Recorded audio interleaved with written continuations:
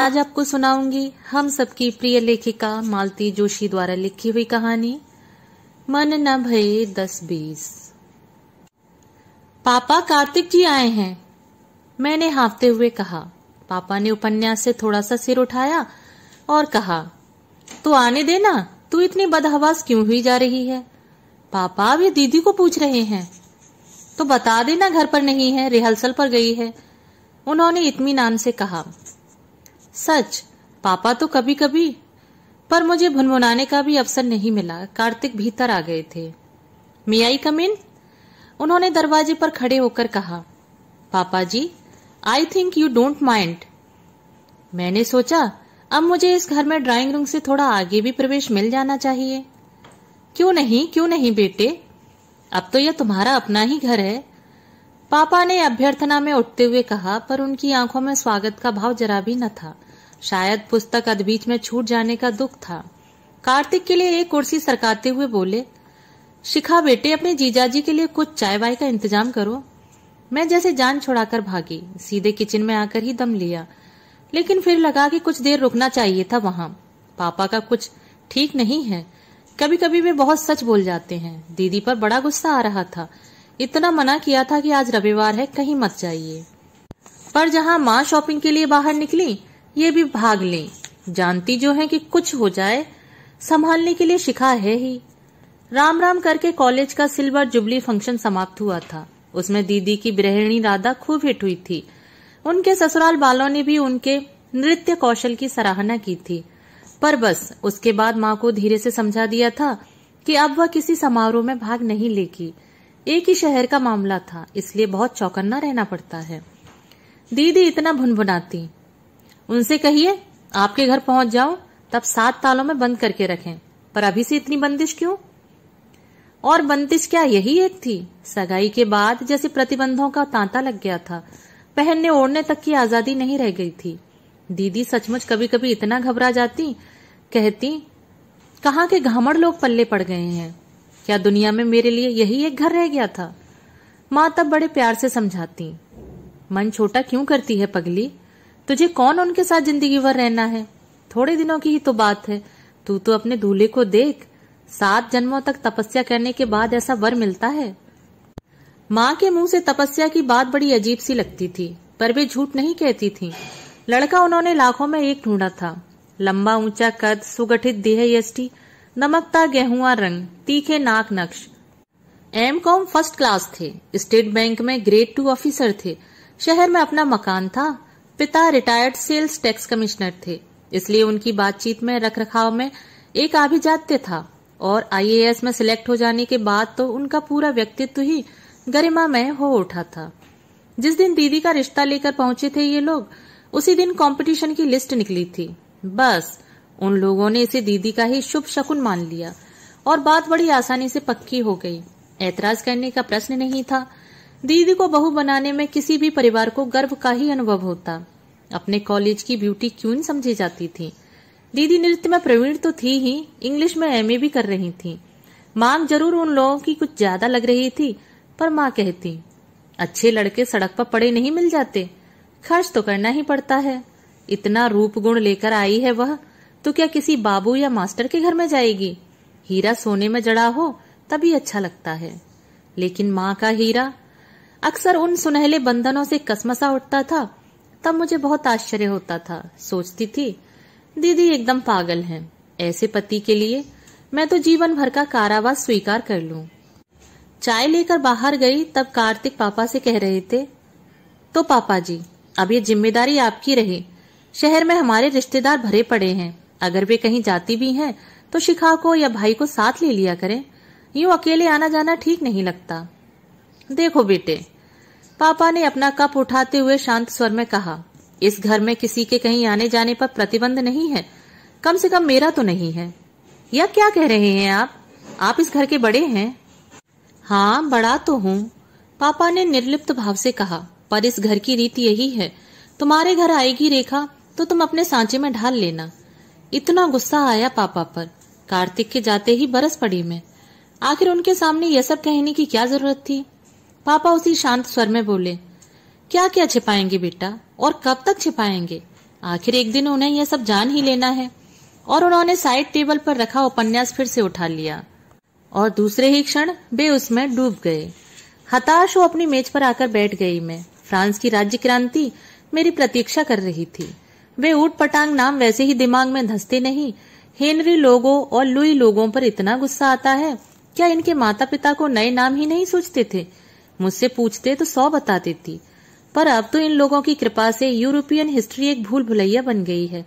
पढ़ते पढ़ते दिमाग परेशान हो जाता है। इस पर घर का माहौल ऐसा रहता है कि बस। मुश्किल से 2 पेज ही पढ़ पाई थी मैं कि आंधी की तरह भाई कमरे में घुस आए। ए शिखा, 3-4 गिलास शरबत तो बना झटपट। मैं मुंह बाएं उन्हें देखने लगी तो एकदम फट पड़े। क्यों, थोबड़ा क्यों लटक गया तुम्हारा? घर में शरबत नहीं है या गिलास गायब है? बना तो रही हूँ बाबा, आप तो बस एकदम सिर पर सवार हो जाते हैं। पैर पटकती हुई किचन में चली गई। इन लोगों के रहते फर्स्ट क्लास तो क्या, पास भी हो जाऊं तो बहुत है। ट्रे में गिलास लगाकर नाश्ते की प्लेटें भी रख दी थी मैंने। भाई अंदर आए तो चकित रह गए। इतना शाही सरंजाम, ये मेरे लिए तो नहीं हो सकता। कौन आया था? कार्तिक आए थे, मैंने सहमते हुए कहा। उनके लिए तो पलक झपकते ही सारा सामान तैयार हो जाता है, और मेरे दोस्तों के लिए 2 गिलास शरबत बनाते हुए लोगों की जान निकल जाती है। रखे रहो, हम गन्ने का रस पी लेंगे, उसी लायक तो हैं हम। और वे सचमुच बाहर चले गए। हक्की बक्की सी मैं ट्रे की तरफ देखती रह गई। अब ये इतना सारा शरबत फ्रिज में रख दूं और माँ आकर देख लें तो घंटों चीखती रहेंगी। मैं तो खून पसीना एक करके कमा रही हूँ, तुम लोग इसी तरह मुझे तबाह करते रहो। पर उठाकर नाली में फेंक देने का भी तो मन नहीं होता। पापा शरबत लेंगे? शरबत? अभी तो चाय ली थी बेटे, अब शरबत ले लीजिए। ले आओ। पापा की आदत इतनी अच्छी है कि कभी जिरह नहीं करते। चुपचाप पूरा गिलास अटक गए। एक मैंने पी लिया, शेष दिल कड़ा करके नाली में उलट दिया। वैसे मुझे इतनी चिंता करने की जरूरत नहीं थी। भाई को जरा सा उल्हाना भर दे देती, एक ही सांस में सारे गिलास खाली कर जाते। अजीब से होते जा रहे हैं भाई आजकल। कब किस बात का बुरा मान जाएंगे, कब किस बात पर तूफान मचा देंगे, पता ही नहीं चलता। माँ तो अक्सर बाहर रहती हैं, दीदी कभी सामने पड़ती नहीं, बस मैं ही हाथ आती हूँ तो मुझी पर जब तब बरसते रहते हैं। यही भाई कभी कभी इतने निरीह से लगते हैं कि प्यार आने लगता है। जीवन में इतनी असफलताओं का मुंह देखा है और उसके लिए माँ ने इतने व्यंग बाण झेले हैं कि कभी कभी डर सा लगता है कि कहीं कुछ कर न बैठे। शिखा, माँ की तीखी आवाज सुनाई दी तो मैंने खिड़की का पर्दा हटाकर देखा। वे सड़क पर खड़ी टैक्सी का बिल चुका रही हैं। बाहर आकर देखा, एक बड़ा सा खोखा उनके पैरों के पास पड़ा है। इसे हाथ तो लगवा जरा, खूब भारी हो गया है। मरे टैक्सी वाले इतने उद्दंड हो गए हैं आजकल। तांगे वाला होता तो सीधे अंदर लाकर रखवा देता। उन्होंने हाँपते हुए कहा। बक्सा सचमुच भारी था। फाटक से सीढ़ियों तक आते आते दम फूल गया। रेखा कहाँ है? उसे बुला ले जरा। दीदी घर में नहीं है। कहाँ चली गई? उसे इतनी बार मना किया इतवार को घर पर रहा करे। बेवकूफ है बिल्कुल। मैं चुप ही बनी रही। कहीं माँ को पता चला कि कार्तिक जी आकर लौट गए हैं तो यहाँ सड़क पर ही शुरू हो जाएंगी। वे राजकुमार भी घर पर नहीं होंगे। तुम्हारे पिताश्री तो हैं, उन्हीं को बुला लो। मैं पापा को बुला लाई। हम दोनों ने बड़ी मुश्किल से वह खोखा उठाकर भीतर रखा। माँ तब तक पंखे के नीचे बैठकर पसीना सुखाती रही। चाय पीते हुए माँ ने फिर पूछा, रेखा कहाँ है? मैंने बात बदलते हुए कहा, इतना सारा क्या लाई हैं, दिखाइए तो। डिनर सेट है स्टील का, जिंदगी भर को फुर्सत हो जाएगी। चीनी वाले में तो बड़ा रिस्क रहता है, एक पीस टूटा कि सेट बर्बाद हो गया। माँ अपने प्रिय विषय पर आ जाएं तो बोलती ही रहती हैं। बड़े उत्साह से उन्होंने सारी पैकिंग खोली और एक एक चीज मेज पर सजाने लगी। सेट सचमुच जोरदार था। 12 लोगों के लिए था। माँ का हर काम रॉयल ही होता है। एक एक प्लेट उठाकर मैं देखने लगी। सब पर कलात्मक अक्षरों में रूपरेखा कार्तिक कुमार अंकित था। आप तो नाम भी लिखवा लाई, मैंने कहा। ठीक रहता है, उन्होंने रहस्य भरे अंदाज में कहा। वो एक फुलझड़ी बैठी हुई है ना घर में, क्या पता कल को सबका सब उठाकर उसे दे दें। उन लोगों को दर्द थोड़े ही आएगा, पर अपनी तो खून पसीने की कमाई है। रेखा आ जाती तो उसे दिखा देते तो पैक हो जाता। तुम्हारे पिताश्री देखना चाहें तो बुला लो, वे तो साधु महाराज हैं। इन चीजों में उन्हें कोई इंटरेस्ट नहीं है, पर मुझे तो इसी दुनिया में रहना है ना। पर यह छोकरी गई कहाँ? वह आजकल भरतनाट्यम सीख रही हैं। आखिर मैंने कहे ही डाला, हफ्ते में 3 दिन जाना पड़ता है। भरतनाट्यम कब से सीख रही है? कौन सिखा रहा है? किससे पूछकर सीख रही है? माँ तो एकदम बरस पड़ी। परेशानी की बात नहीं है माँ, पद्मनाभ की बहन 2-3 महीनों के लिए आई हुई है, तो दीदी अपना पुराना शौक पूरा कर रही हैं। वहां कोई फीस थोड़े ही देनी पड़ती है। मैंने समझाने का प्रयास किया तो उसका उल्टा ही असर हुआ। वे और भी नाराज हो गईं। फीस न देनी पड़े तो माँ से पूछने की जरूरत नहीं है। ठीक है ना, पैसे कमाने की मशीन तो हूं मैं, मुझसे और कोई रिश्ता थोड़ी ही है तुम लोगों का। और ये सज्जन घर में बैठे बैठे इतना भी नहीं देख सकते कि लड़की कहाँ जा रही है, क्यों जा रही है। भरतनाट्यम सीखेंगी। और माँ उसके बाद जो शुरू हुई तो घंटे भर तक बंद ही नहीं हुई। यह करीब करीब हर छुट्टी का एक कार्यक्रम सा हो गया है। कोई न कोई बात ऐसी हो जाती है कि माँ को बरसने का मौका मिल जाता है। भाई उस बमबारी से बचते रहते हैं। पापा अनसुनी करके अपने धैर्य की बाजी या पुस्तक में खो जाते हैं। लड़कियां बेचारी कहाँ जाएं, चुपचाप सुबकते हुए घर का काम करती रहती हैं या पढ़ाई की मेज पर सिर डालकर आंसू बहा लेती हैं। अगर माँ पहले वाली माँ होती तो मैं उनके गले में दोनों बाहें डालकर कहती, इतना नाराज क्यों होती हो माँ? दीदी को अब यहाँ रहना ही कितने दिन है, उन्हें थोड़ी मनमानी कर लेने दो ना, फिर तो 4 दीवारी में बंद होना ही है। पर माँ आजकल इतनी अजनबी सी लगती हैं, उनसे तो बल्कि पापा ज्यादा अपने लगते हैं। खासकर उस दिन तो पापा बहुत ही अपने लगे थे, जिस दिन माँ पहली बार नौकरी पर गई थी। सुबह स्कूल के लिए चलते समय माँ ने सारी बातें ठीक से समझा दी थी। चाबी सामने वाली कपूर आंटी के यहाँ मिलेगी, खाना अलमारी में ढका मिलेगा, स्टोव कोई नहीं जलाएगा, रेखा खाना लगाएगी, शिखा प्लेटें उठाएगी, विनय सबके यूनिफॉर्म्स तय करके रखेगा। छोटी छोटी हिदायतें थीं, पर हमारे छोटे से मस्तिष्क पर जैसे बोझ बन गई थीं। स्कूल से लौटते हुए पैर मन मन भर के हो रहे थे। सबसे बड़े भाई कुल जमा 9 साल के थे, पर एक अनाम जिम्मेदारी की कल्पना ने उन्हें भी गंभीर बना दिया था। तुम लोग भीतर चलो, मैं चाबी लेकर आता हूँ। घर के पास आते ही उन्होंने कहा। बगिया का छोटा सा लकड़ी का फाटक ठेलकर भारी मन से हमने भीतर प्रवेश किया। बुझे बुझे मन से दरवाजे को देखा तो खुशी के मारे मेरी चीख निकल गई। सामने पापा मुस्कुराते हुए खड़े थे। फिर तो सारा काम पलक झपकते हो गया। पापा ने स्टोव जलाकर खाना गर्म किया, मैंने प्लेटें लगाई, दीदी ने खाना परोसा, भाई गिलासों में पानी भरकर लाए। खाना गर्म करने के बाद पापा ने अपने लिए चाय बना ली और हम लोगों के साथ बैठकर पीते रहे। सूने घर में लौटने की कल्पना, जो दिन भर मन पर बोझ बनी हुई थी, एकदम छूमंतर हो गई। शाम को थकी हारी माँ लौटी। घर से बाहर पहला दिन उन्हें भी भारी लगा था। हम लोगों के लिए ढेर सी टॉफी ले आई थी वे। उन्हें जबरदस्ती हमारी जेबों में ठूंस कर हमें अपने से चिपटा कर दिन भर के हालचाल पूछती रहीं। खुशी के आवेग में दीदी ने पापा की भी बात कह दी। छुपाने लायक उसमें कुछ था ही नहीं। माँ के चेहरे की मुस्कुराहट एकदम गायब हो गई, चेहरा एकदम तन गया। हम लोग सहमकर उनसे दूर हो गए। डर भी लगा, लेकिन शाम को खेलने चले गए तो सब कुछ भूल चुके थे। काश माँ भी सब कुछ भूल जाती, पर वे सारा काम करते हुए दरवाजे की ओर कान लगाए रहीं, तनी हुई मुद्रा में पापा की प्रतीक्षा करती रहीं। आप दोपहर में घर आए थे? आते ही माँ ने जवाब तलब किया। हाँ। क्यों? क्यों? अपने घर आना कोई गुनाह है क्या? लेकिन मुझे तो आप गुनाहगार बना रहे हैं। तुमसे कुछ कहा है मैंने? कहा तो नहीं, पर इतनी दूर से घर आने का एहसान क्यों? मैंने किसी पर कोई एहसान नहीं किया, अपने बच्चों के लिए आया था, रोज आऊंगा। पापा ने कुछ दृढ़ स्वर में कहा और मुंह हाथ धोने निकल गए। बच्चे बच्चे बच्चे, माँ जैसे पागल हुई जा रही थी। जब देखो बच्चों की बात उठाएंगे। क्या मुझे कोई ममता नहीं है, चिंता नहीं है? और बच्चे क्या इन्हीं के अनोखे हुए हैं? आज शहर की 90% औरतें नौकरी करती हैं, गोद के बच्चों तक को छोड़कर जाती हैं। उनके यहाँ तो कोई तूफान नहीं होता। मेरे बच्चे तो फिर भी बड़े हैं, पर इन्हें आत्मनिर्भर होने का मौका तो दे कोई। अगर लोग बाग इसी तरह दुश्मनी निकालते रहे तो ये बोने के बोने ही रह जाएंगे। माँ पता नहीं कितनी देर तक बड़बड़ाती रही। पापा बाथरूम से निकलकर कमरे में चले गए और हम तीनों रजाई में दुबककर खाने के बुलावे की प्रतीक्षा करते रहे। यह पहला मौका तो था नहीं, पर हर बार मुंह का स्वाद उतना ही कसैला हो जाता था। कितने दिनों से घर में यही नाटक चल रहा था।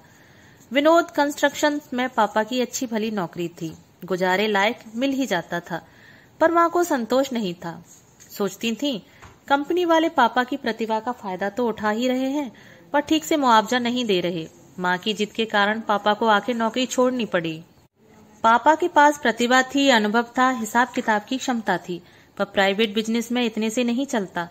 4 लोगों से मेल मुलाकात चाहिए, गट्स चाहिए, डेयरिंग चाहिए और चाहिए पूंजी। कम से कम इतनी पूंजी तो हो कि घाटा उठाने की हिम्मत बंधे। पापा यही मात खा गए और घर में असंतोष की पहली चिंगारी तभी फूटी थी। तब तो यह सब जानने की उम्र नहीं थी। तब तो यही समझी थी कि पापा की नौकरी चली गई है, इसीलिए माँ को नौकरी करनी पड़ रही है। पास पड़ोस में भी यही सुन पड़ता था। दूसरे दिन भी पापा ने ही दरवाजा खोला था, पर पहले दिन की खुशी आज आधी रह गई थी। भाई ने धीरे से कहा भी, पापा अब तो हम लोग बड़े हो गए हैं, अपने आप खा लेंगे, आप इतनी दूर मत आया कीजिए। ना बेटे, स्कूल से लौटकर अपने आप खाना खाने में कितना दुख होता है, इसे मैं बहुत अच्छी तरह जानता हूँ। मेरी तो खैर मजबूरी थी, पिता का साया सिर पर नहीं था, पर तुम्हें यह दुख क्यों दूं? बचपन की बात करते करते पापा का स्वर अक्सर भीग जाया करता था। बहुत कम जानते थे हम, बस यदा कदा मूड आता तो कुछ बता देते थे। उन कभी कभार सुनी हुई बातों से मन में एक खाका बना लिया था हम लोगों ने। उसमें पापा थे, एक बुआ थी और दादी माँ थी। पापा के बाबूजी तो उन्हें 2 साल का छोड़कर ही चल बसे थे। दोनों बच्चों को लेकर दादी माँ अपने भाई के पास चली गई थी। वहीं उन्होंने 8वीं की परीक्षा दी, ट्रेनिंग ली और फिर दोनों बच्चों को लेकर नौकरी के लिए निकल पड़ी थी। दादी माँ को मैंने नहीं देखा, भाई के जन्म के कुछ दिन बाद ही चली गई थी। बुआ तो शायद बहुत पहले बचपन में ही चल बसी थी। पापा के स्नेह ही बचपन की एकमात्र साथी थी उनकी जिज्जी। कैसा लगा होगा उनकी मृत्यु पर। पापा बहुत कम बोलते अपनी जिज्जी के विषय में, शायद उन्हें उतना कुछ याद भी न रहा हो। बहुत वर्षों बाद पापा ने अपनी बहन की करुण अंत कथा सिर्फ मुझे सुनाई थी। 16-17 वर्ष की कच्ची उम्र में जिज्जी से कोई अक्षम्य अपराध हो गया था।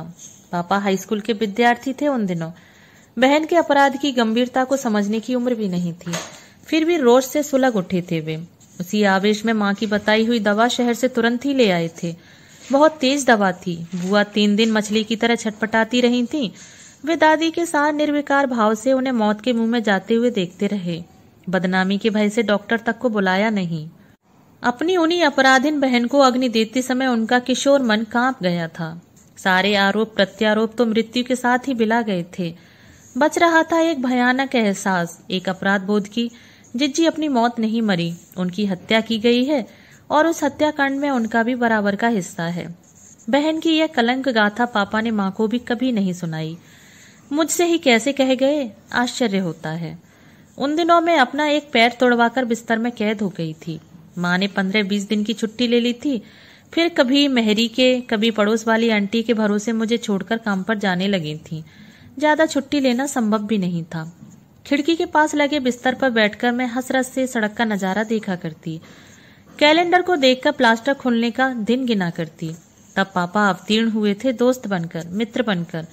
अपने साथ वे ढेर की ढेर पत्रिकाएं ले आते। उनमें फिल्में भी होती, बच्चों वाली भी।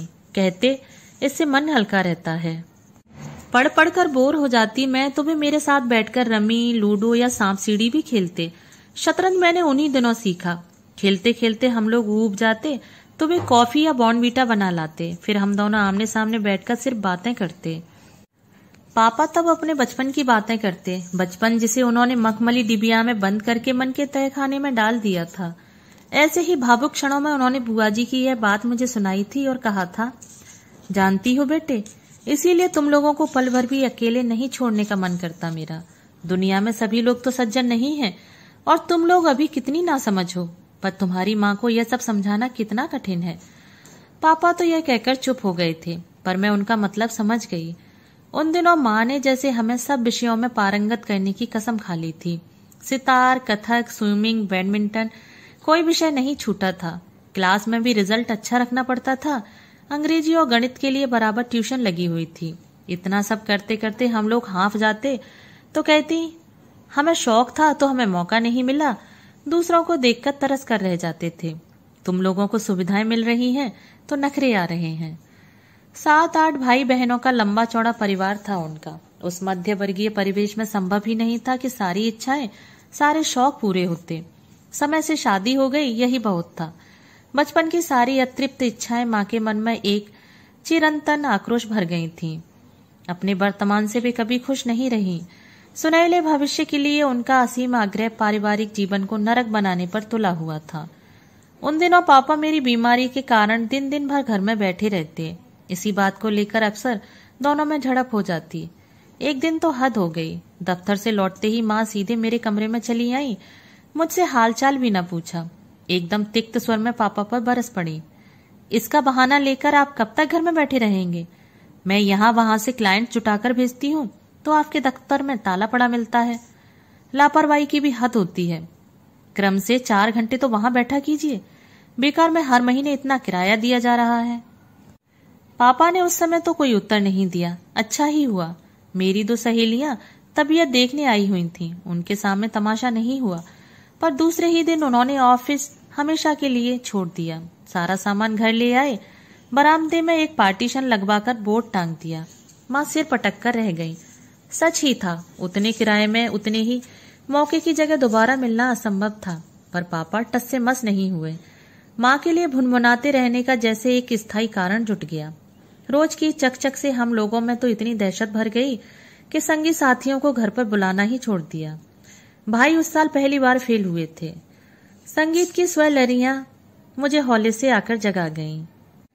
कहीं से सुप्रभात आ रहा था। रजाई से सिर निकालकर देखा तो बाहर घुप अंधेरा था। प्रभात अभी कोसों दूर था।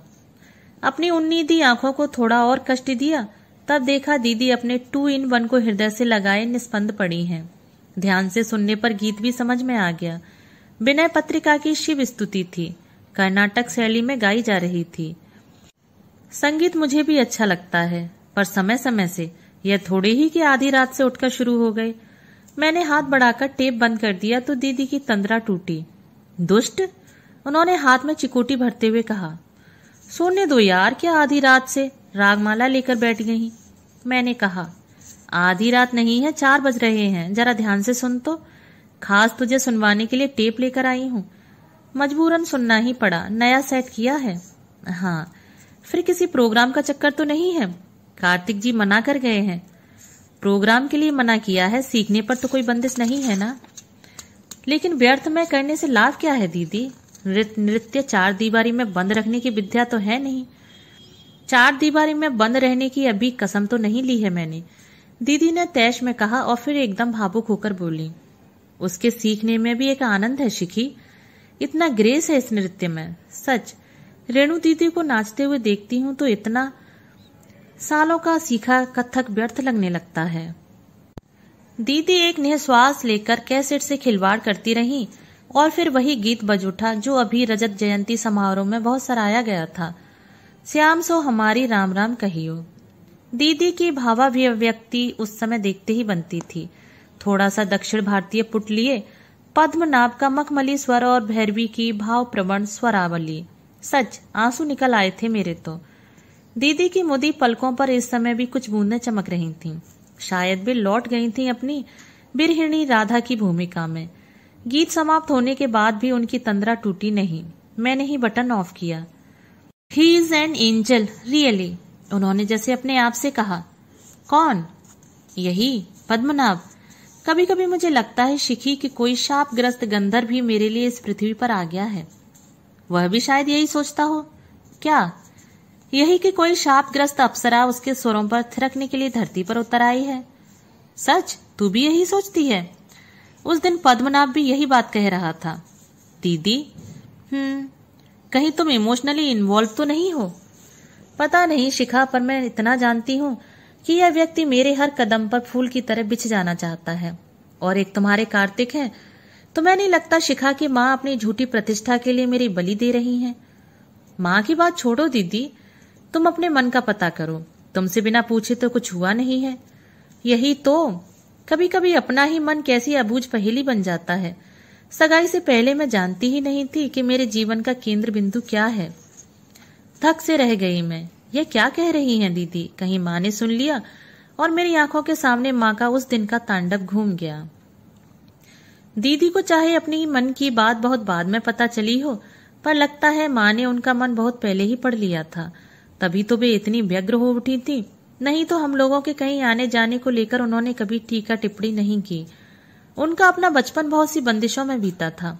अपने उसी कुंठाग्रस्त बचपन का प्रतिशोध मानो इस तरह लेती थी वे। पर दीदी की सगाई के साथ उनके मन में छुपी बैठी परंपरावादी माँ बाहर आ गई थी। अब तो वे अक्सर दीदी को डांट देती हैं या बुजुर्गों की सी अदा में समझाने लगती हैं। दोनों ही बातें विचित्र सी लगती हैं। एक बात कहूं दीदी? कहो। Padmanabh is no match for Kartik. उन दिनों की कोई तुलना ही नहीं है। तुलना कर भी कौन रहा है? यह तो अपनी अपनी पसंद है। फिर भी एक बात कहूंगी, पद्मनाभ पति के रूप में तुम्हें कभी खुश नहीं रख पाएगा। क्यों? बहुत अमीर नहीं है इसलिए? नहीं, यह प्रश्न यहाँ बहुत गौण है। तुम्हारे स्नेह दान से, तुम्हारे रूप की गरिमा से वह इतना अभिभूत हो जाएगा कि कभी तुम पर अपना अधिकार नहीं जमा पाएगा। बहुत प्यारा लड़का है पद्मनाभ, पर देखना उसके इस बिना शर्त समर्पण से तुम बहुत जल्दी उब जाओगी, खींच उठोगी। लगता है काफी रिसर्च कर रखी है इस विषय पर। रिसर्च करने जैसा क्या है इसमें? अपने आसपास आंखें खोलकर देख लो, समझ जाओगी। अच्छा तो शिखाजी लगे हाथ यह भी बता दीजिए कि आदर्श पति की परिभाषा क्या है। दीदी ने चिकोटी ली तो मैं रट्टू तोते की तरह शुरू हो गई। आदर्श पति वह है जो अपनी पत्नी से हाथ भर ऊंचा हो और उसे सदा अपनी नाक के नीचे रखे। प्यार में हो या तकरार में उसका पलड़ा सदा भारी रहे। अपने समर्थ कंधों पर वह पत्नी की सुरक्षा का, सुख सुविधा का, भरण पोषण का भार उठा सके। जो बस बस बस समझ गई। तुम्हारा यह आदर्श पति ठीक कार्तिक का हम शक्ल है और तुम दोनों एकदम 16वीं सदी से चले आ रहे हो। तुम दोनों? दीदी ने अनजाने ही कह दिया था, पर मन में जैसे जल तरंग बज उठा। कल्पना में अपने को कार्तिक की बगल में खड़ा करके देखा और दूसरे ही क्षण सारा संगीत थम गया। दीपावलियां बुझ गईं। दीदी के सामने अपनी ढेरों विसंगतियां याद आने लगी और हल्का सा मोच खाता अपना दाहिना पांव भी। लोग यूं ही कहते हैं कि पितृमुखी कन्या भाग्यवान होती है। क्या इसी को भाग्य कहते हैं कि आदमी सपने देखते हुए भी सहम जाए? कॉलेज से लौटी तो देखा घर में खूब हंगामा मचा हुआ था। मां दफ्तर से असमय लौट आई थी और भाई और दीदी के साथ जमकर बहस हो रही थी। सभी चीख चीख कर अपना पक्ष प्रस्तुत कर रहे थे। कुछ देर तक शांति से सुनती रही, तब जाकर उस हड़बोंग का सिर पैर समझ में आया। दीदी के मौसेरे जेठ मॉस्को से आए हुए थे। उनके साथ उनकी रूसी पत्नी भी थी। दोनों दीदी को देखने को उत्सुक थे। शाम को सब लोग आ रहे थे। दीदी गुस्से में बड़बड़ा रही थी। मेरा अच्छा खासा तमाशा बना रखा है इन लोगों ने। हर तीसरे दिन कोई चला आ रहा है। खानदान न हुआ, मुगलिया सल्तनत हो गई। तुझे क्या करना होता है? माँ बोली। तैयार होकर सामने बैठना भर होता है। जरा मेरी तो सोच, 4 चीजें लानी हो तो बाजार मुझे ही जाना है। घर ठीक करूंगी तो मैं ही। तेरे पापा ढंग के कपड़े पहनकर बाहर बैठ भी जाएं तो गनीमत है। औरा का तो सवाल ही नहीं उठता। प्लीज मम्मी, भाई एकदम गरजे। बेकार में झूठ न बोलिए। जब भी मौका पड़ा है मैं ही कुलियों की तरह सामान ढोता फिरा हूँ। आज भी जो बता देंगी करूंगा। पर मैं पूछता हूँ, हर बार इतना शाही सरंजाम क्या जरूरी है? तेरी जेब से तो नहीं जा रहा है ना कुछ? मेरी जेब इस लायक कभी नहीं बनेगी, मुझे मालूम है। फिर भी पूछने का हक तो है। बहुत ऊंची उड़ान भरी है माँ आपने। निभाते निभाते दम फूल जाएगा। तो मंशा क्या है तेरी? उसे भी किसी भट्टी में झोंक दूं? जिंदगी भर जलती रहेगी मेरी तरह। माँ, कुछ करना हो तो बता दो जल्दी से। ये बातें बाद में भी होती रहेंगी, मैंने तिक्त स्वर में कहा। तब जाकर यह महाभारत थमा। फिर वही हाय तौबा शुरू हो गई। सोफे के कवर्स बदले जा रहे हैं, दीवान की जगह बदली जा रही है, नए पर्दे लग रहे हैं, क्रॉकरी चमकाई जा रही है, नाश्ते का सामान बनाया जा रहा है और भाई बेचारे बाजार के चक्कर लगाकर बेहाल हुए जा रहे थे। माँ को पल पल में कुछ न कुछ याद आ रहा था। कभी कभी मुझे लगता है, भाई बोले, ये लोग किसी न किसी बहाने या तो जासूसी करने आते हैं या हमारी परिस्थिति का मजाक बनाने। भाई ठीक ही कह रहे थे। पिछली बार दीदी की फुफेरी सास को लेकर उनकी ननद आई थी तो देर तक कप प्लेटों को उलट पुलट कर देखती रही। माँ ने दूसरे दिन ही नया सेट मंगवा लिया था। एक बार दीदी के ससुर अपने किसी मित्र के साथ आए थे। दीदी की शकुंतला की विदाई वाली बड़ी सी फोटो ड्राइंग रूम में लगी थी। इतनी पुरानी फोटो थी, दीदी के हाई स्कूल के जमाने की, पर उसे भी वहां से हटाने के निर्देश मिल गए थे। एक बार बिना किसी सूचना के आ धमके थे ये लोग। दीदी उस समय छत पर बाल सुखाती हुई पड़ोस की कांति दीदी से बतिया रही थी। उस पर भी आक्षेप उठाया गया। समझ में ही नहीं आता था कि ये लोग आधुनिक हैं या पुरातन पंथी। अगर पुरातन पंथी हैं तो रोज रोज समधियाने में आने की क्या तुक थी। माँ इस समय बहुत ही परेशान थी। दफ्तर में फोन करके उन्हें इन मेहमानों की सूचना दी गई थी। तब माँ पापा को लेकर बाकायदे निमंत्रण देने गई थी। वहां दीदी की सास ने उन्हें कई बार कई तरीकों से बताया था कि नवीन और नताशा शादी में नहीं रहेंगे, और माँ पशुपेश में थी कि उन्हें शादी का नेक अभी ही दे दिया जाए। या हटाओ भी माँ, वह कोई खूसट हिंदुस्तानी बुढ़िया है जो नेक वेक की बात समझेगी। इतना जोरदार स्वागत कर रहे हैं हम लोग, इससे ज्यादा की तो उन्हें आशा भी न होगी। पर वह खूसट बुढ़िया साथ में रहेगी ना। और माँ ने हमारे मना करने पर भी 51 रुपए के 2 लिफाफे तैयार कर ही लिए। महीने की 22 तारीख को इतनी रकम भी भारी पड़ गई थी। सारा बजट गड़बड़ाया जा रहा था, पर मजबूरी थी। हमारी आपाधापी से बेखबर दीदी चुपचाप तैयार होती रही। उन्होंने लाल और काले फूलों वाला सलवार सूट पहन लिया था, हल्का सा मेकअप करके एक ढीली चोटी डाल ली थी। वे बहुत उदास लग रही थी, उदास और सुंदर। साड़ी बाड़ी पहनो। माँ ने देखा तो डांट दिया। हम अपने घर में बैठे हैं, जैसे हैं ठीक हैं, दीदी ने मुंह फुलाकर कहा। कहीं वह महारानी हुई साथ में तो होंगी तो आंखें बंद कर लेंगी।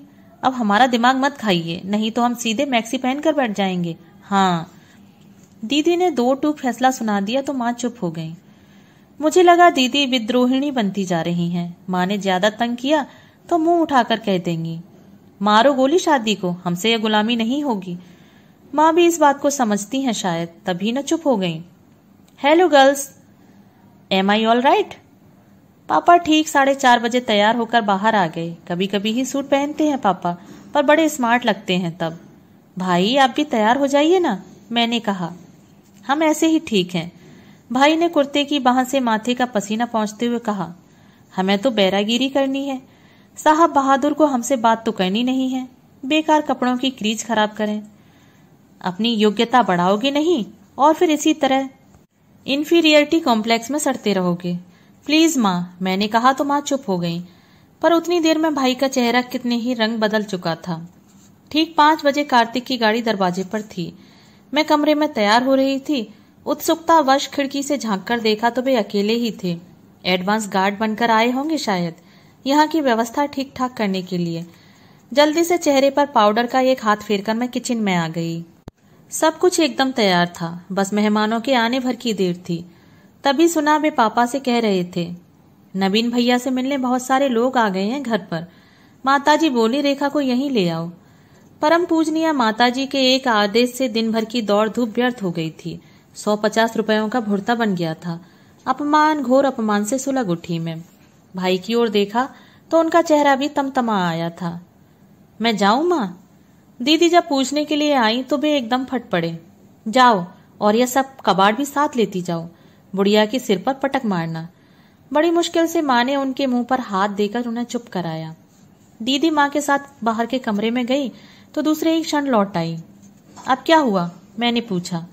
होना क्या था, मैंने तो पहले ही कहा था कि साड़ी पहन लो, अच्छा नहीं लगता। पर यहाँ तो सब अपनी मर्जी के मालिक है ना, माँ बुदबुदाई। उस समय माँ को बुरी तरह घुड़क देने वाली दीदी अब चुपचाप कपड़े बदलने चली गई थी। जरा उनके पास बैठ तो बाहर, तेरे पापा तो उठकर चले गए हैं। ठीक तो था, पापा नहीं सह पाए होंगे यह अपमान, कोई भी नहीं सहेगा। मेरे जाते ही वे उठने को हुए और एकदम संभल गए। मैं समझा रेखा है। दीदी तैयार हो रही हैं, मैंने सपाट स्वर में कहा। वे चुपचाप कुर्सी पर आसन बदलते रहे, अधीरता से कभी दीवार घड़ी को देखते, कभी कलाई घड़ी को। सी टेक्स लॉट ऑफ टाइम, वे बुदबुदाए। दीदी तो समय से तैयार हो गई थी। देर तो आपकी जिद के कारण हो रही है, मैंने उद्धत स्वर में कहा। पहली बार ही समझदारी बरत लेती तो दूसरी बार कष्ट नहीं उठाना पड़ता। क्यों? ना समझी की कौन सी बात हुई है? सलवार सूट कोई गैर वाजिब ड्रेस है क्या? जानते हैं पंजाब में दुल्हन फेरे तक इसी पोशाक में लेती है। मैं पंजाबी नहीं हूं, उन्होंने दृढ़ता से कहा। और आपकी ये मॉस्को वाली भाभी, वे तो शायद इतने भी कपड़े न पहनती होंगी।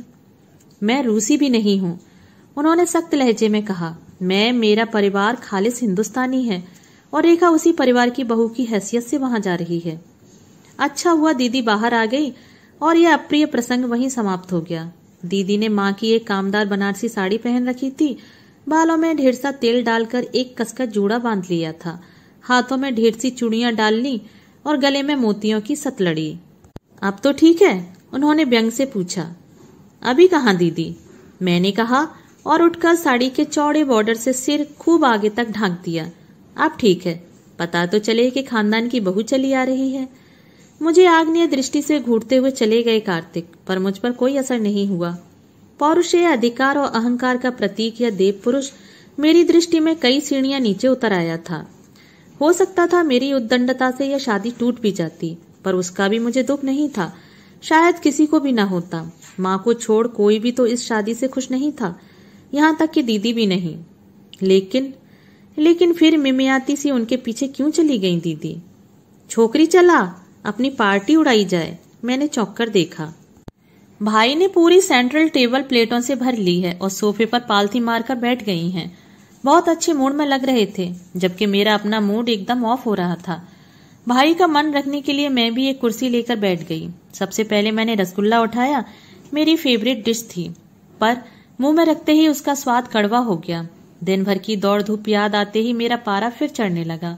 भाई, मैंने तैश में कहा, ये पीली कोठी वाले आखिर हमें समझते क्या हैं? वे हमें संसार का सबसे निकृष्ट जीव समझते हैं।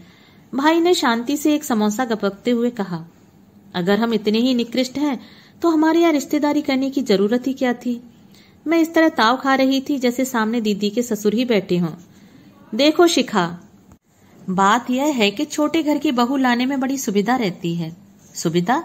हाँ, एक तो सुंदर सी बहू मिल जाती है, फिर वह और उसके घर वाले जिंदगी भर दबे दबे रहते हैं। क्यों दबे रहेंगे? कोई उनके घर का खा रहा है? सच, दीदी पर इतना गुस्सा आ रहा था आज। एक बार तो अकड़ जाती, उन्हें भी तो पता चलता कि हम में भी कुछ स्पार्क है। गूंगी गाय की तरह चली गई चुपचाप। तू होती तो तू भी चली जाती। मैं? माई फुट, आत्मसम्मान नाम की भी तो कोई चीज होती है भाई। होती क्यों नहीं, पर उससे भी बड़ी एक चीज होती है, सुरक्षित भविष्य।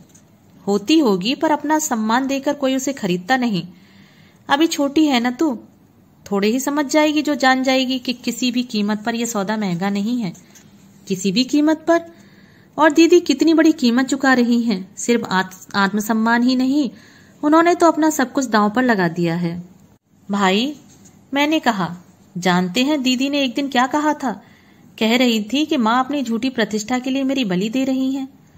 शिखा, भाई ने शांत भाव से केला छीलते हुए कहा, तूने कभी किसी बलि पशु को इतने इत्मीनान से वेदी की ओर जाते हुए देखा है? अपनी 5 बहनों में माँ सबसे सुंदर थी।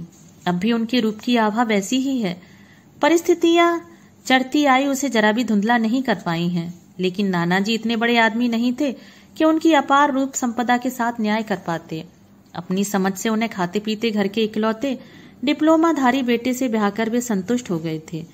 पिता की इस अक्षमता को माँ कभी क्षमा नहीं कर पाई। जब भी कभी प्रसंग छिड़ता, वे निशंक होकर अपना आक्रोश उगल देती। हम लोग सुनने वाले ही हतप्रभ रह जाते। इसलिए जैसे माँ ने कसम ले ली थी कि वे अपने बच्चों के साथ इस तरह का अन्याय नहीं होने देंगी। दीदी के लिए तो उन्होंने बरसों पहले से कहना शुरू कर दिया था कि देखना, इसके लिए ऐसा दूल्हा लाऊंगी कि सब देखते रह जाएंगे। और माँ ने अपना कहा सच करके दिखाया। पर इधर कुछ दिनों से उनका आत्मविश्वास डगमगाने लगा था। बाजार इतना ऊंचा चढ़ गया था कि एस्टीमेट बार बार गड़बड़ा रहा था। फिर सगाई से शादी तक का फासला बेवजह लंबा खिंचता चला जा रहा था। उसे निभाते हुए माँ के छक्के छूट रहे थे। रस्मों रिवाज निभाने में कितने रुपए फूक गए थे, उसका तो कुछ हिसाब ही नहीं था। और फिर वहां से नित नए सुझाव, नए संकेत मिल रहे थे। लगता था इससे तो अच्छा था हार्ड कैश तय हो जाता, एक मुश्त देकर छुट्टी पा जाते। पापा शुरू से इस संबंध के विरुद्ध थे, पर माँ ने आदित्य मामा की सलाह से यह रिश्ता पक्का किया था। उन्हीं की बैंक में कार्तिक थे और मामा जी जानते थे कि लड़का होनहार है। वैसे भी आदित्य मामा की बात इस घर में पत्थर की लकीर थी। गुणी आदमी थे, हर समस्या का समाधान उनके पास था। यूं तो बहुत दूर दराज के भाई थे माँ के, पर एक ही शहर में होने से अपनापा बहुत था। फिर भी कभी कभी लगता कि माँ उनके प्रति भक्ति भाव कुछ ज्यादा ही तेज हो जाता है। भाई तो बहुत चिढ़ते। पिकनिक का प्रोग्राम हो या सिनेमा का, मामा जी साथ हैं तो भाई घर पर ही रह जाएंगे। अगर मामा जी का परिवार खाने पर आ रहा है तो भाई दिन भर बाहर रहेंगे। अगर पढ़ते हुए कोई ये कह भर दे कि पत्रिका मामा जी के यहाँ से आई है तो ऐसे छोड़ देंगे जैसे जलता हुआ अंगार हो। पिछले दिनों माँ ने 2-4 बार दबी जबान से कहा था, हायर सेकेंडरी फर्स्ट क्लास है तुम्हारा। आदित्य कह रहे थे कि बैंक में छोटी मोटी पोस्ट पर लगा लेंगे, फिर परीक्षाएं देते रहना। भाई सुनते ही एकदम बिफर उठे थे। फुटपाथ पर भीख मांग लूंगा माँ, पर वहां नौकरी नहीं करूंगा। छोटी थी तो भाई का यह आचरण बड़ा अस्वाभाविक सा लगता।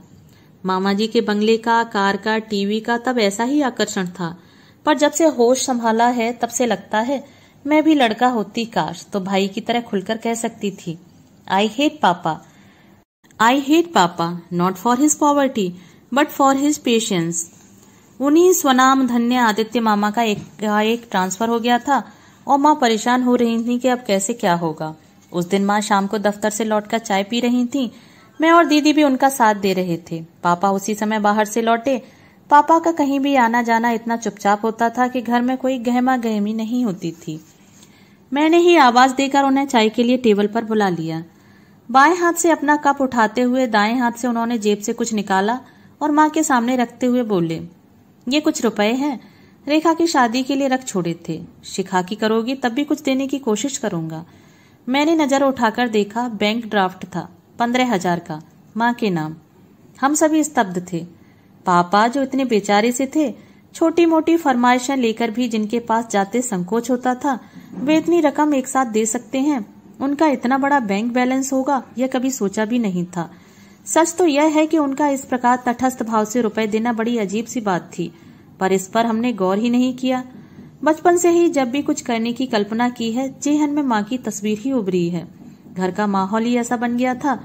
पापा का जो भी योगदान था वह इतना मौन होता था कि कभी सतह पर आया ही नहीं। इस स्थिति को माँ ने ही जन्म दिया था। सारी समस्याओं की सलीब कंधों पर उठाकर वे अकेले ही घूमती रहीं। उनकी बातचीत का लहजा तक मैं से भरपूर हो गया था। मैंने बच्चों का एडमिशन करवाया, मैंने ट्यूटर से बात की, मैंने व्हाइट वॉश करवाया, मैं डिस्टेम्पर करवाऊंगी, मैंने अमुक लड़का रिजेक्ट किया, मैंने ये रिश्ता पक्का किया। घर, परिवार, बच्चे, कोई भी विषय हो, पापा को साथ लेकर उन्होंने कभी सोचा ही नहीं। शादी भी उन्होंने अपने बलबूते पर तय की थी, पर उनका आत्मविश्वास डगमगाने लगा था। संकट की इस घड़ी में पापा उन्हें देवदूत से लगे हों तो आश्चर्य नहीं। 15,000 कोई बड़ी रकम नहीं थी आयोजन को देखते हुए, पर उसी के सहारे वे पापा को पा गई थी। पहली बार उन्हें लगा कि हमारी बेटी की शादी है। पूरे विवाह समारोह में वे पापा पर इस तरह निर्भर रहीं कि देखकर अच्छा लगा। पहली बार लगा कि पापा बहैसियत पापा इस घर में हैं। दीदी पता नहीं कैसी होती जा रही थी। घर में इतनी इतनी बातें हो रही हैं, पर उन्हें जैसे किसी से कुछ सरोकार ही नहीं। उनकी ससुराल से रोज अजीब अजीब प्रस्ताव चले आते हैं। सुनते ही हर कोई रोष से उबल पड़ता है, पर उन पर कोई असर नहीं होता। वे एक शहीदाना भाव चेहरे पर ओढ़े चुपचाप हमारी भागदौड़, हमारी परेशानियां देखती रहती हैं। सबसे ज्यादा हैरत तो उस दिन हुई जिस दिन मकान की रजिस्ट्री हुई थी। यह घर, यह मकान हम लोगों के लिए सिर्फ ईंट गारे की इमारत तो नहीं है, इससे हमारी जानी कितनी भावनाएं जुड़ी हैं। यह दादी माँ की एकमात्र निशानी है, उनके गाढ़े पसीने की कमाई है। कठिन से कठिन समय में भी पापा ने इसे हाथ नहीं लगाया था, पर दीदी की शादी में यह भी हो गया। उसे बैंक के पास रेहन रखने का सुझाव आदित्य मामा ने ही दिया था। सुनते ही मेरे कलेजे पर तो सांप लौट गया था। रजिस्ट्री पेपर्स पर हस्ताक्षर करते हुए पापा की आंखें छलछला आई थीं, पर दीदी के चेहरे पर विषाद की एक रेखा भी नहीं उभरी। वे जड़वत बैठी रहीं, जैसे यह सारी उठा पटक किसी और के लिए हो रही हो। दिनों दिन एक अबूझ पहेली बनती जा रही हैं वह। अभी पिछले मंगलवार की बात है, मैं बड़े मनोयोग से स्काई लार्क का अप्रिशिएशन लिख रही थी। दूसरे दिन ट्यूटोरियल था। हमेशा अच्छे से अच्छा लेने का मेरा नियम था। आज भी मैं अपनी सारी प्रतिभा उड़ेलकर लेख को अधिक से अधिक जीवंत बनाने का प्रयास कर रही थी, पर दीदी के कारण सब गड़बड़ हो रहा था। उन्होंने तो इन दिनों पढ़ने लिखने की छुट्टी कर रखी थी। मजे से आराम कुर्सी पर लेटी गुनगुना रही थी। हाथ में नीटा मस्केट की कोई नोबेल थी। तिपाई पर मसूरी से आया ताजा पत्र पड़ा हुआ था। मसूरी से इन दिनों पत्रों का तांता लगा हुआ था, जैसे कार्तिक इतनी दूर से भी अपनी गिरफ्त ढीली नहीं करना चाहते। दीदी नियम से पत्रों का उत्तर देती हैं और फुर्सत से बैठकर दर्द भरे गीत गाया करती हैं। उनकी यह संगीत साधना ही कभी कभी सिर दर्द बन जाती है। अब भी मेरा मन हुआ कहूँ, दीदी प्लीज थोड़ा तो रहम करो। माना आप बहुत बड़ी डांसर हैं, पर गाना आपके बस का नहीं है, इसे हम गरीबों के लिए छोड़ दो। पहले वाली बात होती तो बेधड़क कह देती और दीदी से तुर्क बेतुर्क जवाब भी मिल जाता। पर अब कहते एकदम संकोच हो गया कि दीदी पता नहीं क्या सोचें। सोच लेंगी कि मुझे अपने सुरीले कंठ पर नाज हो गया है, तभी ऐसा कह रही हूं। नाज तो सचमुच है।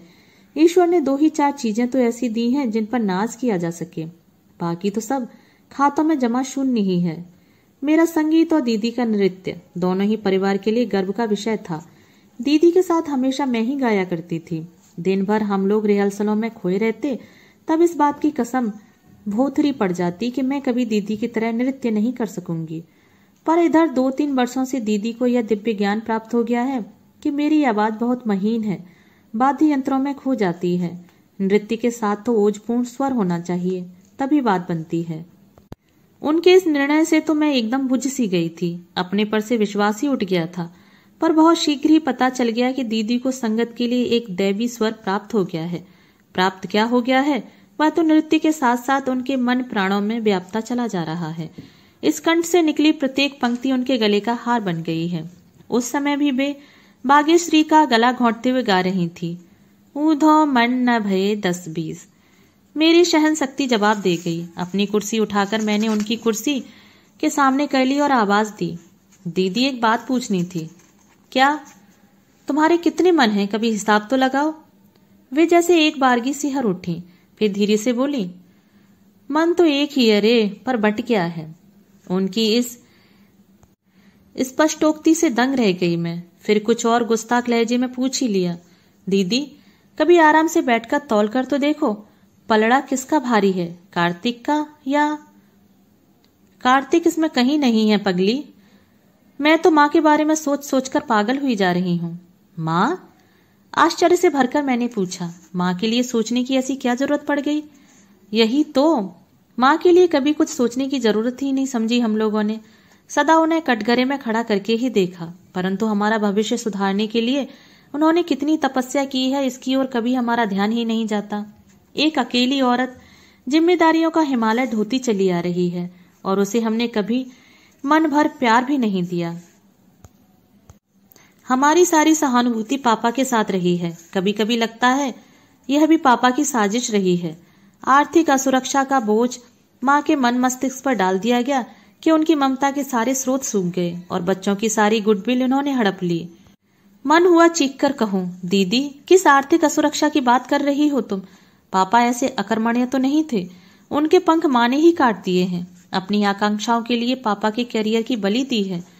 पर वह गुडविल हड़पने वाला फिक्रा मन में अभी ताजा था, इसलिए सिर्फ इतना ही कहा, दीदी सभी माँ बाप अपने बच्चों के लिए खटते हैं, अपने अपने ढंग से खटते हैं।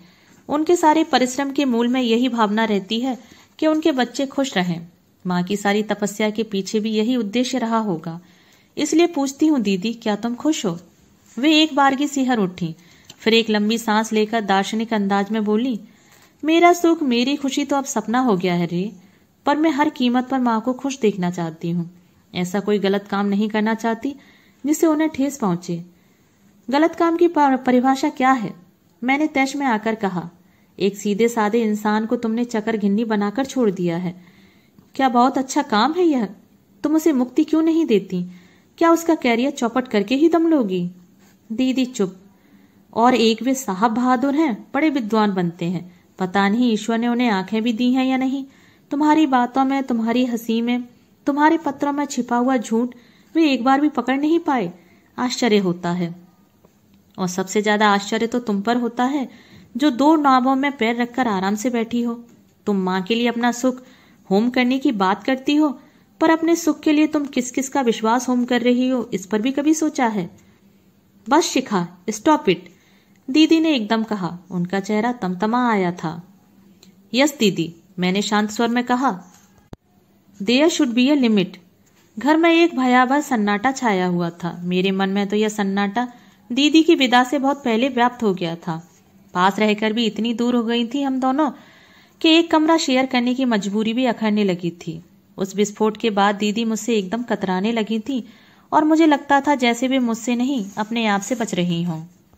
शादी हुई और जैसे अपने आप ही सारे अवरोध दूर हो गए। विदा के समय मुझसे लिपट लिपट कर फूट फूट कर रोई दीदी। मन का सारा कलमश उन आंसुओं में बह गया, लेकिन मन और भी सूना हो गया। मन भी और घर भी। और कभी कभी ये सूनापन जैसे निगलने को दौड़ पड़ता है। शिखा, ओ शिखा, लगा कि बहुत दूर से कोई मुझे पुकार रहा है। बहुत यत्न से अपनी उन्नीदी आंखें खोलकर देखा, भाई पैताने खड़े मुझे आवाज दे रहे थे। बड़ी मुश्किल से अपने को झकझोर कर जगा पाई मैं। रो क्यों रही थी पगली? कहाँ, नहीं तो, मैंने कहा और छूकर देखा पलकों की कोरें अब भी गीली थीं। किताब लेने आया कमरे में तो देखा तेरी तो हिचकी बंद रही है। दीदी की बहुत याद आ रही है, उनके बिना घर कितना मनहूस लग रहा है, मैंने कातर स्वर में कहा। हो जाएगी कुछ दिनों बाद इस मनहूसियत की आदत भी, क्योंकि घर की सारी रौनक तो उसी के साथ विदा हो गई। अब घर में रह गए हम 3 मनहूस प्राणी, तुम, मैं और पापा। 3 नहीं 2 कहिए। मैंने भी उनकी तरह विनोद का माहौल बनाते हुए कहा। आपकी गिनती कैसे कर लें हम? घर में रहते भी हैं कभी? अरे फिलहाल तो हूं, साले सबके सब पास हो गए, ये भी नहीं कि एक आध सप्लीमेंट्री ही ले आता।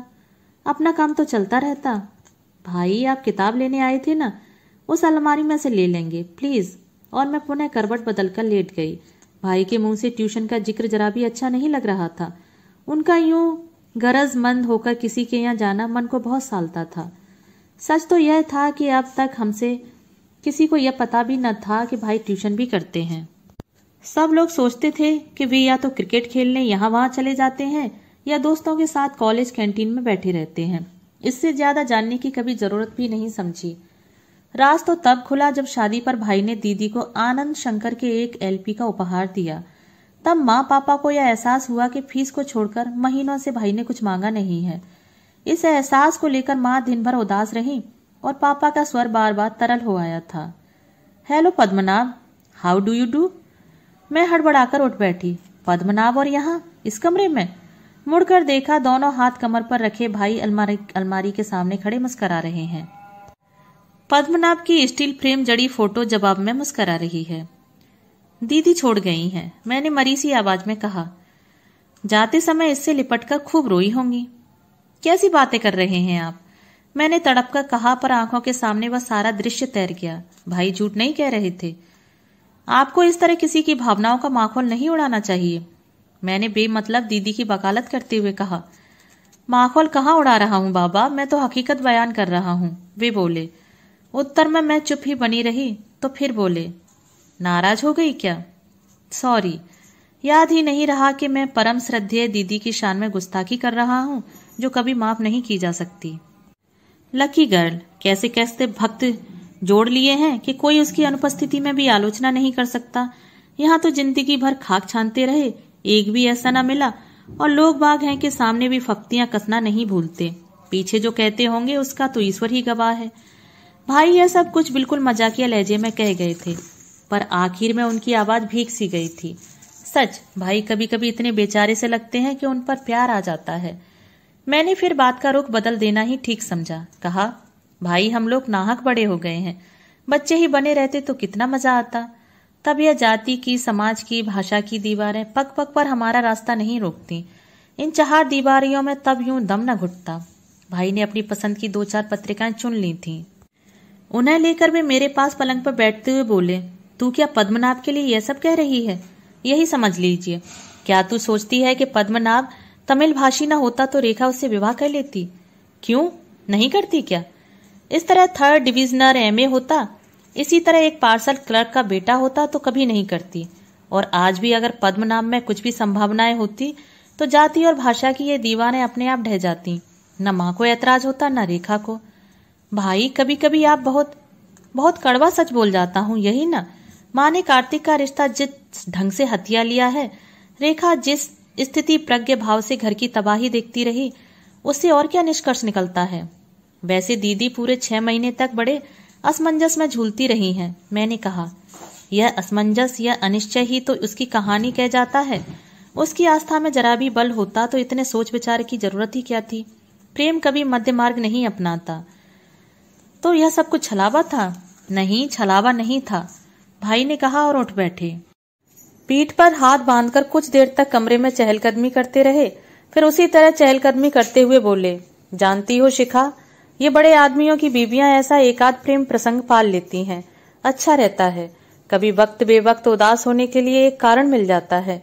अत्यधिक सुख से जब मन बेस्वाद हो जाता है तो थोड़े से आंसू बहाने से राहत मिल जाती है। बड़ा कारगर नुस्खा है यह।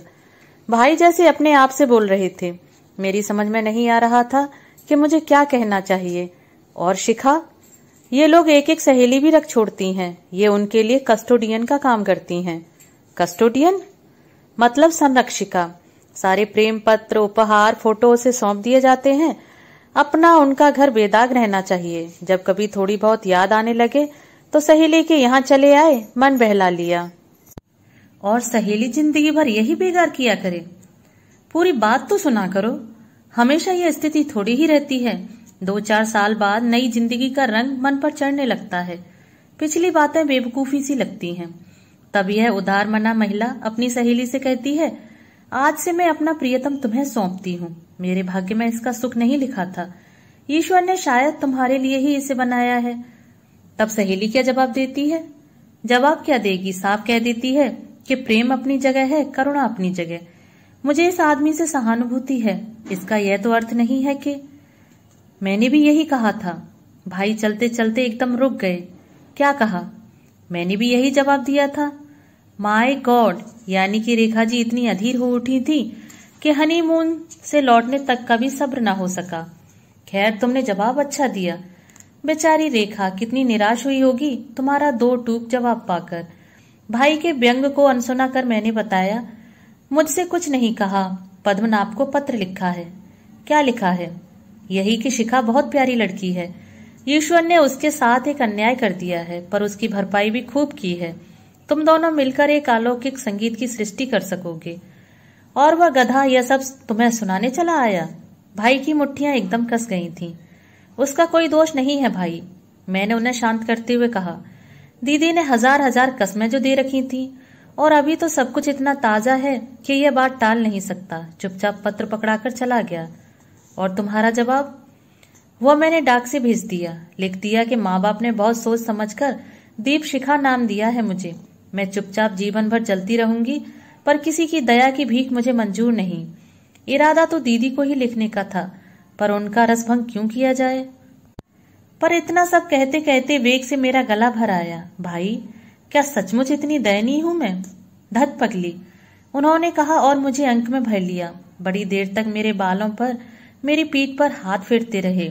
भाई का यह स्नेहल स्वरूप मेरे लिए एकदम नया था, पर उनकी यह निःशब्द सांत्वना भी मुझे झेली नहीं जा रही थी। पता नहीं मन कैसा हो गया है। कोई प्यार भी करता है तो मुझे उसमें दया की, करुणा की बू आने लगती है। वह ऐतिहासिक पत्र देखेंगे? बहुत हौले से अपने को अलग करते हुए मैंने कहा। रहने दे, उसमें देखना क्या है। अपनी पुस्तकें समेटते हुए वे बोले, यही सब तो लिखा होगा कि मैं अपने प्यार को यथार्थ के क्रूर थपेड़ों से बचाना चाहती हूँ। मेरे मन के तहखाने में इसे सुरक्षित रहने दो। प्रेम को शाश्वत रखने का इन लोगों का यह तरीका अच्छा है, पर जरा कठोर है ना? और भाई कमरे से बाहर चले गए। मैंने दराज खोलकर दीदी का वह पत्र निकाला। बड़ी सुपरफाइन अंग्रेजी में लिखा था। मैं जयदेव की पद्मावती बनना चाहती थी। कल्पना की आंखों से रोज देखती थी कि संयुक्ता और रघुनाथ पाणिग्रह की तरह हमारी जोड़ी भी रोज कीर्ति के नए शिखर चूम रही है। पर मैं जानती हूँ सभी सपने सच नहीं होते। सत्य कल्पना से कोसों दूर होता है। जीवन पथ पर सब फूल ही नहीं बिछे थे। तब क्या मोहभंग के उन क्षणों में मैं तुम्हें प्यार कर पाऊंगी? मुझे अपने ऊपर इतना विश्वास नहीं है, लेकिन जिससे इतना प्रेम किया है उससे घृणा करने लगूंगी, यह कल्पना भी दहशत पैदा करती है। भाई बिना पढ़े कैसे जान गए सब? और जैसे दिमाग में एकाएक कुछ कौंध गया। भाई के चेहरे पर पुती वेदना, उनकी आंखों का सूनापन, उसके स्वर का भीगापन, सभी जैसे एक साथ अपना इतिहास कह उठे। कैसी मूर्ख थी मैं! कितने आत्म केंद्रित हैं हम सब। दिन रात एक भट्टी सी सुलगती रही उनके मन में, पर किसी को आंच तक नहीं आती। मन हुआ दौड़कर उनके पास पहुंच जाऊं। वे अपने कमरे में नहीं थे। इतनी धूप में छत या आंगन का सवाल ही नहीं था। तभी पापा की केबिन से टाइपराइटर की खटपट सुनाई दी। जाकर कनखियों से देखा। शून्य में ताकते हुए भाई मशीन से खिलवाड़ कर रहे हैं, पर उस खिलवाड़ में भी लगातार एक ही नाम टंकित हो जा रहा है। भाई! आवाज पर एकदम चौंक उठे हुए। मशीन पर लगे कागज को अनदेखा सा करते हुए मैं पास खड़ी हुई। भाई, एक बात कहनी थी। क्या? इस समय तक वे काफी संभल चुके थे। मैं सिर्फ यह कहने आई थी भाई कि दुनिया बहुत बड़ी है, उसमें और भी लोग हैं, और सभी दीदी जैसे या पुनीता मिश्रा जैसे नहीं हैं। भाई का चेहरा एकदम सफेद पड़ गया। डूबती सी आवाज में इतना ही कह पाए थे, thanks Shikha, thanks for understanding. दोस्तों, अभी आप सुन रहे थे मालती जोशी की लिखी हुई कहानी मन न भये 10-20। अगर आपको ये कहानी पसंद आई हो तो मेरे चैनल को सब्सक्राइब और मेरी वीडियो को लाइक शेयर जरूर करें। धन्यवाद।